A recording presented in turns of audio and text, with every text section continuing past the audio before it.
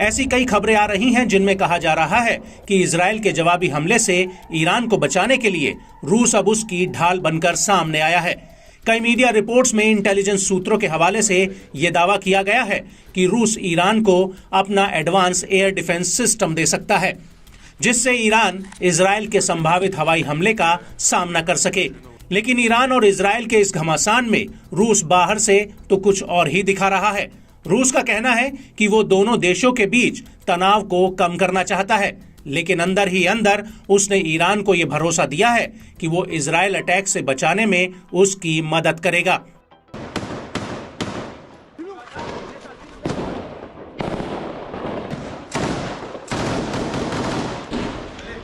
दरअसल अब रूस के राष्ट्रपति व्लादिमीर पुतिन ने ईरान के राष्ट्रपति इब्राहिम राइसी से फोन पर बात की है।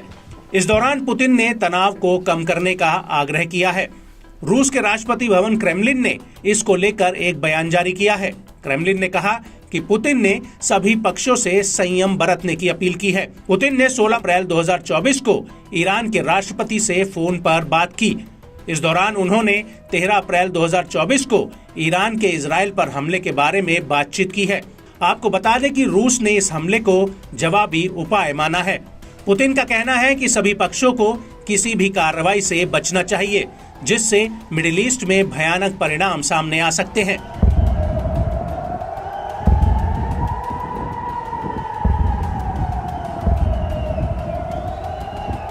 क्रेमलिन ने अपने बयान में आगे कहा कि पुतिन ने सभी पक्षों से उम्मीद की है कि वो जिम्मेदारीपूर्ण तरीके से संयम बरतेंगे और ऐसे किसी तनाव को भड़काने से बचेंगे जिससे पूरे मध्य पूर्व के लिए भयानक परिणाम हो सकते हैं।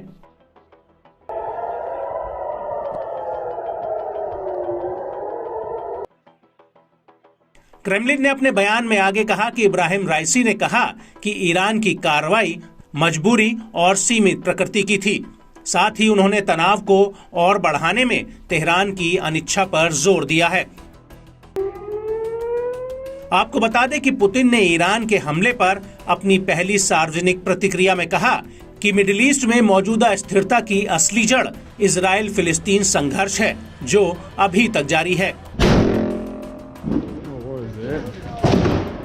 वहीं दूसरी तरफ इस बातचीत को लेकर ईरान के राष्ट्रपति भवन का कहना है कि फोन पर बातचीत के दौरान ईरानी राष्ट्रपति राइसी ने ईरान के इजराइल पर हमले को लेकर रूस ने जो स्टैंड लिया है उसको लेकर ईरान रूस का धन्यवाद करता है।